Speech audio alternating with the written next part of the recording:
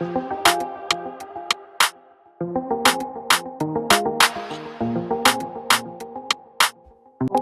back, guys, to the Culturally Distinct podcast. It's your guy, Mr. DJ KO. I'm glad you guys tuned back into the show. We have a great show for you guys today. But before we get into the show, I'd like to give a big shout out to my sponsors, 605 Adult Beverages, and also my partnerships over there at Red Coral Universe. Much love to you guys. For everybody who doesn't know about the show, could you guys please tell a friend to tell a friend to go ahead and hit that like button, hit that subscribe button, and you like what we're doing over here. I'll be giving you guys DMs. You guys be asking me all these questions. I'm like, yo, ask the guests. I have no idea. That's why I bring the guests on. So guys, go ahead and do that, and I appreciate everything that you guys do.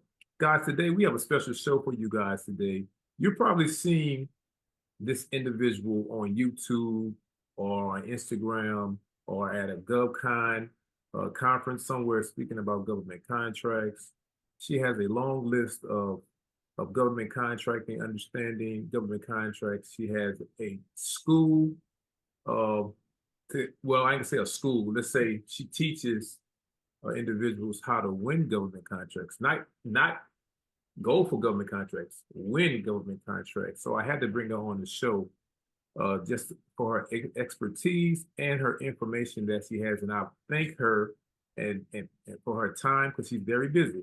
So she blessed us, she blessed us with her time today. So I like to thank her. So I everyone to welcome to the show, Dr. Kizzy Parks.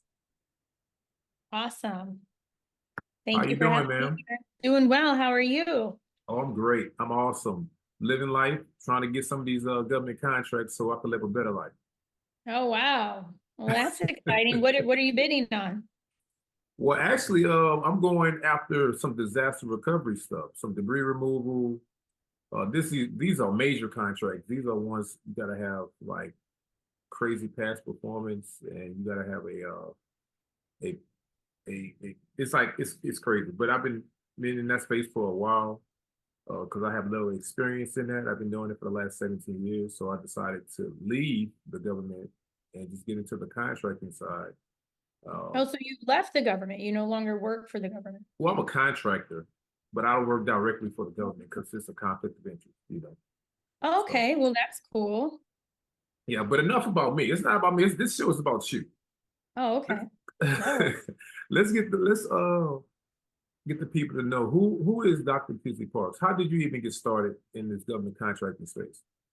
I got started when I was in graduate school. I was just looking for employment as a grad student, and an opportunity presented itself at Patrick Air Force Base. So I started out, basically, I was working for a professor who had received funding from their summer research program. So I didn't work for the government. I technically worked for his school because the funding it flew that way, flowed that way. And I was at Defense Equal Opportunity Management Institute. And from there, I ended up becoming a subcontractor for a company out of Virginia. So it was really exciting. I didn't have to bid on anything. They were interested in having more contractors that were students because DOME has a research department. They're J9.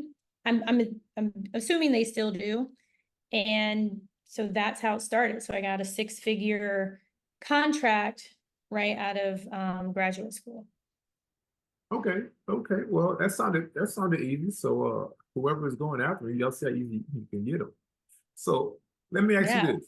Why did you get into that space? Because I know like now a lot of people they see how much money they can make and helping the government out with some services.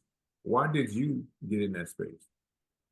I got in that space because a lot of my family members had served in the military. So I thought, oh, well, this is my way to kind of give back.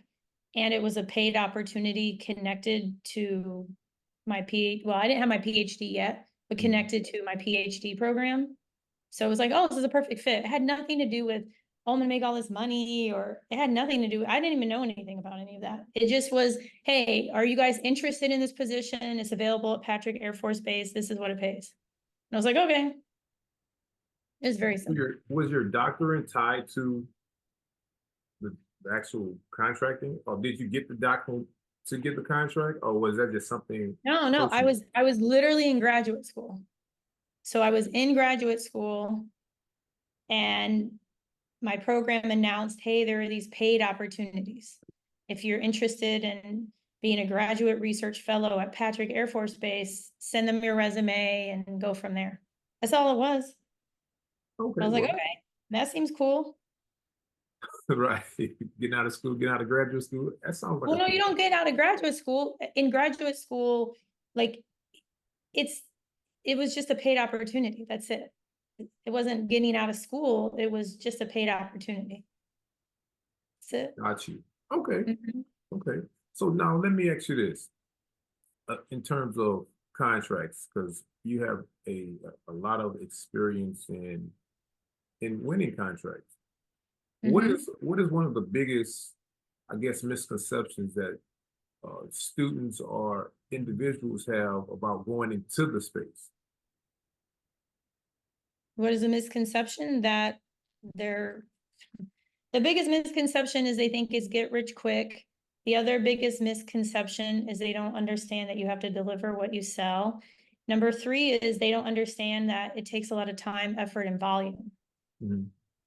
And the two most important are not coming up with your own goals and mindset issues. So for instance, somebody may say, oh, I just want to I just want $1,000 a month. Okay, so then what are you willing to give up to win enough bids or win one bid that's going to give you $1,000 a month in profit? You have to ask yourself that. If you want to replace your salary, what is it going to cost you time, resource wise, to replace your salary? These are the things. So you have to ask, what are your goals? It can't just be, oh, I saw a TikTok video. Now I want to do government contracting. Then why don't you start a hamburger place, like a hamburger restaurant? Why don't you buy a restaurant? It has to do with what are your goals? So like when I was in graduate school and they said, hey, we would like you to stay on as a contractor, it provided freedom. I didn't want to work for somebody. I had interviewed at two places and hated it. One of the positions I turned down, and the other one I prayed not to get. And thankfully, they didn't hire me. And so that's what that gave me. I wanted freedom. It wasn't so much about the money. It was, oh my gosh, I never imagined I would start a business right out of graduate school. I Mhm. always knew I wanted to start a business. But so for me, it was freedom, then different things from there. So that's what's most important for everybody is that the goals aren't there. It's just like, oh, I gotta win all these contracts or Right. whatever. And I'm like, you're not gonna get anywhere. It's like using a GPS and you just randomly drive to a GPS and you don't put in a real destination. It's not how it works. So the other thing is about mindset. If you don't think that you can do it, or it's too hard or anything like that, then I mean, you might as well just not do it then. You might as well just give in to your excuses, Right. I is want to, what I have to say. yeah, I want to talk about that, the mindset, because I want to go back to contracting one-on-one, because a lot of Okay. people are, especially in 2024, a lot of people are going into this space Mm-hmm. with a passion, with a gift where they can help other cities, municipalities, the federal side with whatever they're gifted at. They just don't know how to get into the space, or they don't know how to. What is the contracting for dummies 101? The first thing when you go into, what do you go into? What websites? What do you go Well, after? the first thing is you gotta, like, before you even do that, you have Mhm. to realize this is business. So maybe read a book, watch a YouTube video on business. I mean, that's number one. Mhm. So like I just interviewed this guy, Hunter, interviewed him yesterday. First bid, first win. He's a Wow. seasoned entrepreneur. He does marketing, his wife does staffing. I think he said he did something in golf. He's he's a salesman, and it was for a base wanted these prints, like art kind of, or this prints, and then for them to be hung up. So for this opportunity, he not only found the print shop, but he included images. He like made it look nice. And that was one of the reasons the agency went with him. Okay. They said, you were the only vendor to provide pictures. So this is not about some checklist. It's about business basics. Mm-hmm. He probably knew from his experience as an entrepreneur that people like pictures. We all know this too. It's just that it doesn't come top of mind because you're too busy thinking, did I do it right? And am I here? And what about my pricing? And then you send something that looks crazy. Right. So what you have to do is really take a step back. And number one, do you understand business basics? You are selling something to somebody and you have to give it to them. That's number one. Mm-hmm. If you don't have the money, if you don't really have confidence that you can do it, if you don't really want to do it, then don't bid.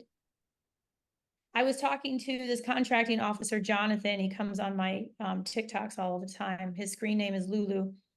And a couple of nights ago, he shared that he awarded a contract. He called the woman and she was like, well, I don't want it. And he was like, what do you mean you don't want it? Like, you submitted this like a week ago. What happened? And so she was so caught up in her head. Like, she thought she did something wrong. And so we like talked her off the fence, but it's like, this is business. This is not whatever else y'all are doing. This is business.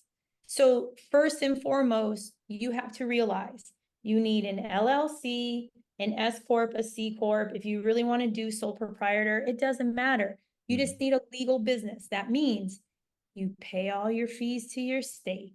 You have a business license. You're not taking payments on Zelle and all those places. You have a legal business. You have to figure out, what are your goals? Do you understand business? Do you understand if you sell products, somebody's going to have to pay for the products and it's going to be you. Do you understand that you take on all the risk? Doesn't matter if you do middleman, doesn't matter. This is the basics. Like, so put yourself in the framework of if you go to McDonald's or something. You go to the McDonald's, you order the food and they give it to you. You don't go to McDonald's, you order the food and then they say, nah, I don't want to give it to you. I don't want to sell anything. Like, it's not how it works. So that's super important.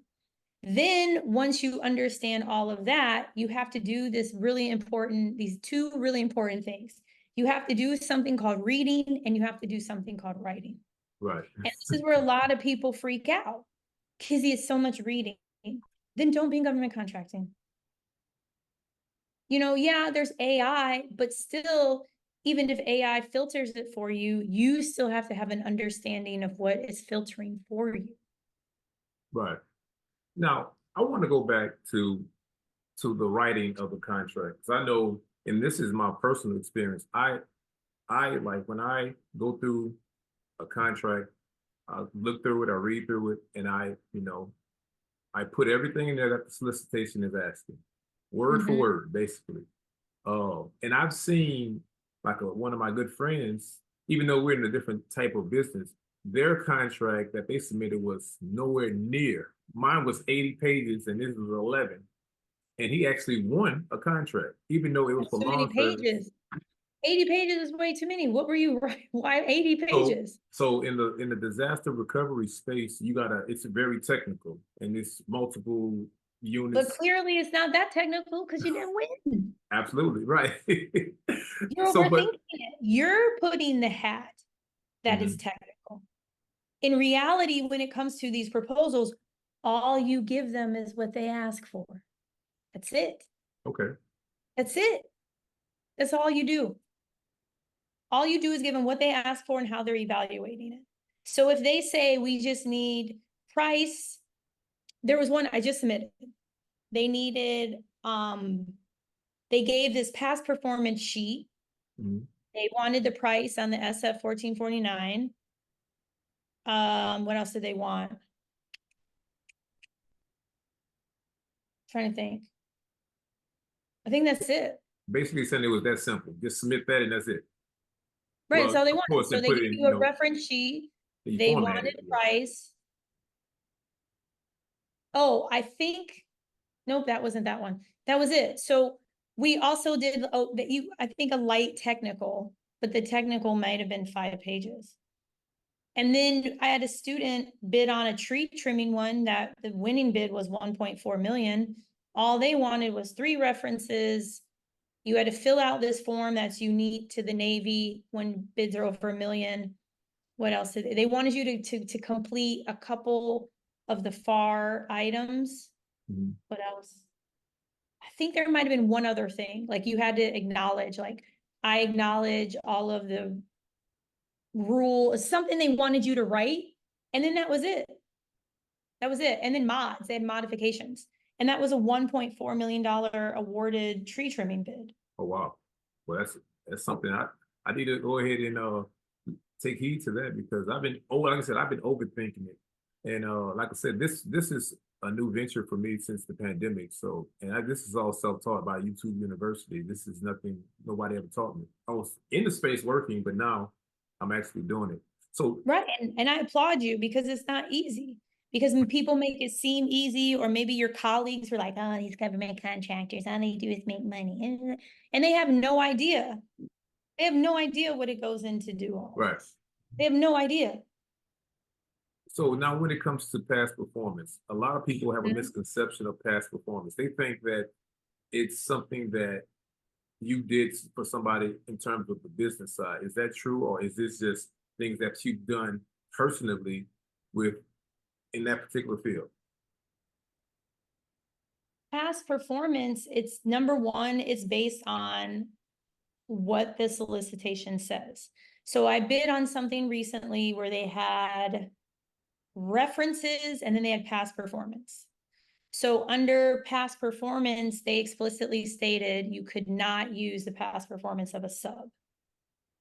So it was like, okay, well, whatever, I'll put what I have.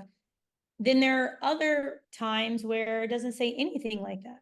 So going back to my student with the tree trimming, he had one tree trimming past performance. And then what he did is he used the tree trimming from the subcontractor. Okay.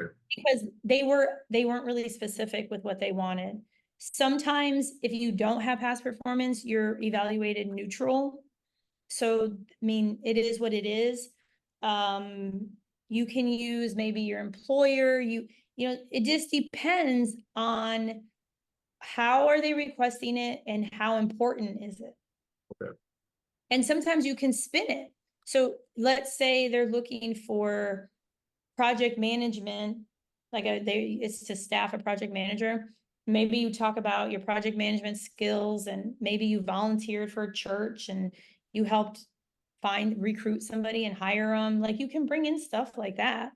What they're trying to figure out is like what level of risk do you provide, Right. as well as they want to know, um, you know, are you going to mess this up? You know, risk. Are you going to mess this up? Do you know what you're doing? Oh, my other student, Steve, I interviewed him for my channel. He won a spot on this staffing opportunity in the Dakotas. It might have been South Dakota. And he hadn't really, I don't think he'd won any contracts, but his background is HR. So he was able to explain how he would approach, and he did not request to fill every position.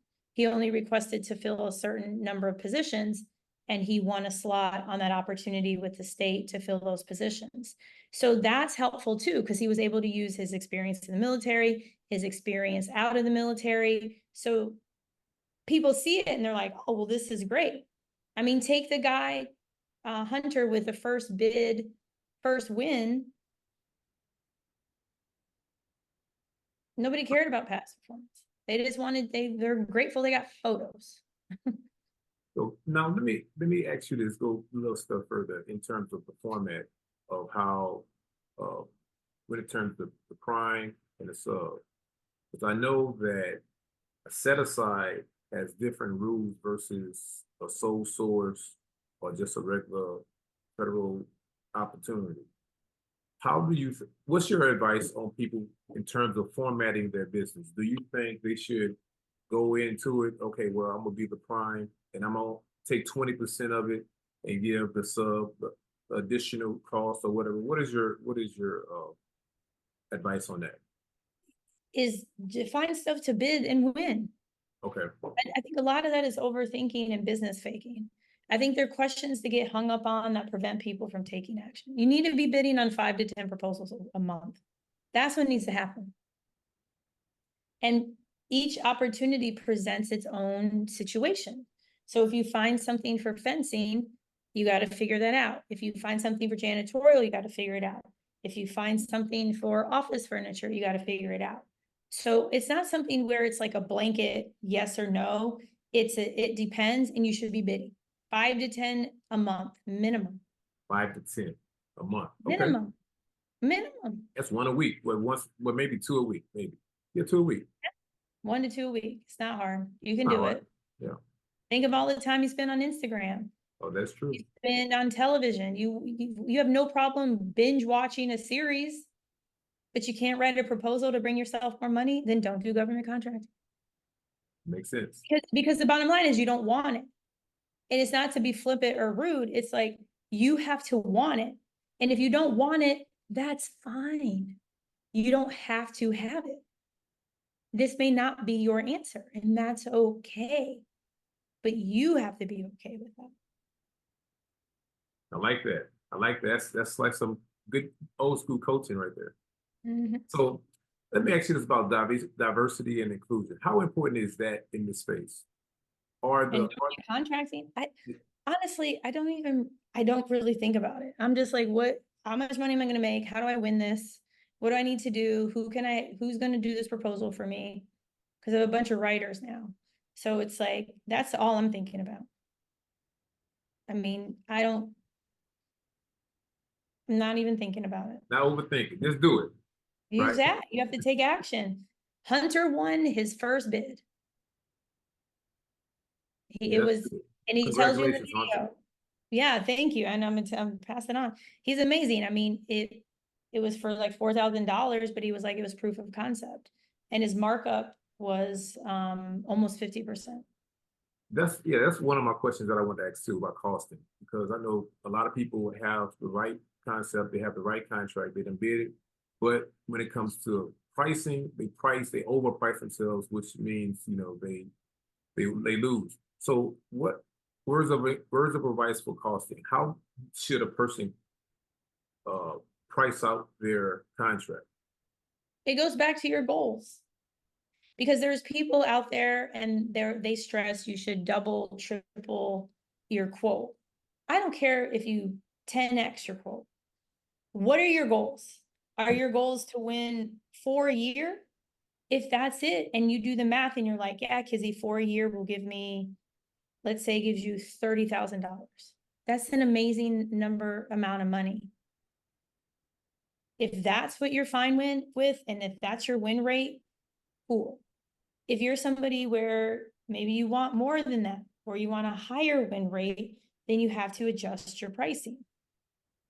So the pricing is based on what you want your profit to be, based on your goals, what you're bidding on, what you're willing to give up to be able to bid on more things. That's what it's really about. I mean, because like while we've been here, I have somebody who texts me and they lost. The winning bid was 39,800. I mean, not even, you can't really see it. That's the winning, that's the they didn't win email or message. Yeah. The winning bid was $39,812.50. Her bid was 50,000, and then she just wrote, I had a way cheaper quote and probably could have beat that price with it, but because they said lowest price as well as past performance, I thought I'd have it with a caterer's menu. It doesn't work like that. She's not a paid coaching student. So it doesn't work like that. They told you lowest cost. So the other thing with pricing, y'all have to accept the facts. They told you lowest cost. Her price was what? 20,000 higher almost? Right. Yeah, it was almost $20,000. So when it comes to this space, you have to understand if they say lowest cost, you got to go low. If they say it's past performance, then it's past performance. If they say it's based on a resume, it's on a resume. If they say it's based on you being in a contract vehicle, then you got to be on that contract vehicle. And so this is a great lesson for her, because now she sees it. Because I can say this all day to you, and you're gonna be like, whatever, Kizzy. But then when you lose, you're gonna be like, wait a minute, hold up, what was that again, Kizzy? So I'm glad that this has happened, because it's part of the learning tax. We all go through it. I've gone through it too. But just for awareness, because as she said, I had a way cheaper quote. But she made that assumption. Oh, they said it was price and past performance. That's no different than us. If I say I'm making my decision based on price and comfort, I'm not saying comfort's going to supersede price. There's the word A and D. And doesn't mean that past performance is more important. Right. So just some things to be aware of. And that's why I like to share these real life examples, especially as they're happening while we're recording. Yeah, because my very first contract I ever did, it was a mail carrier service. It's delivering mail in a rural area, and I lost by, I believe it was $5,000. So I was like, but that taught me how to understand pricing and everything. So lastly, my last question: what is some lessons learned that you faced, or some memorable experiences that you had? I think a lot of it is just learning tax and just growth in general. Because for me, owning the things I've been going through and owning my business are not like, oh, it's Kizzy's business. It's like over here. It's this evolution of self. So the things I've learned are like to have grace, love. I have so much respect and admiration and just appreciation for the different versions of me, for all of the experiences, positive and negative. There hasn't been one thing. It's just like, I'm so grateful, because I wouldn't be here in front of you if it weren't for all those experiences. And then you take those experiences and then you decide what to do. For me, it's led to a lot of self-growth and working on my fitness and doing different things with my businesses. And that's the greatest blessing from all of this, because then I can ultimately help everyone else.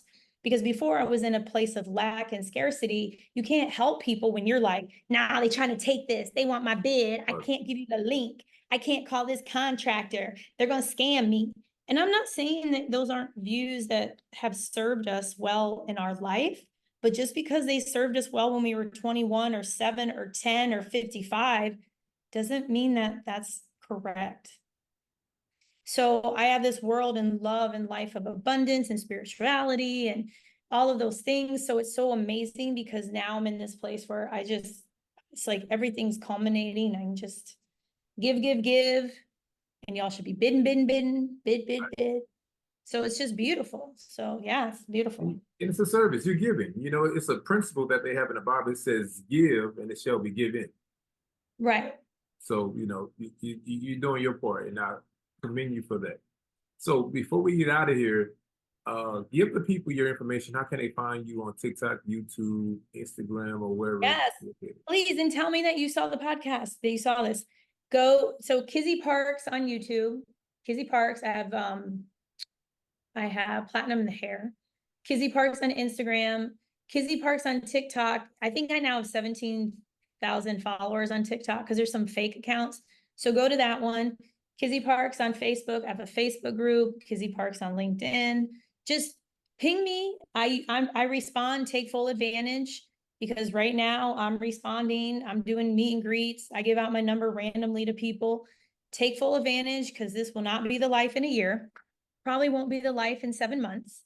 So I'm just saying, take full advantage, because my whole goal is to help provide love, light, inspiration, motivation to you through my content, through my paid offerings, through everything that I put out, so you can achieve your personal, financial, professional goals. That's what it's all about. This is an option. That's all this is. Yeah. It's not a lottery ticket. It's an option. And if you want to pursue it, you can.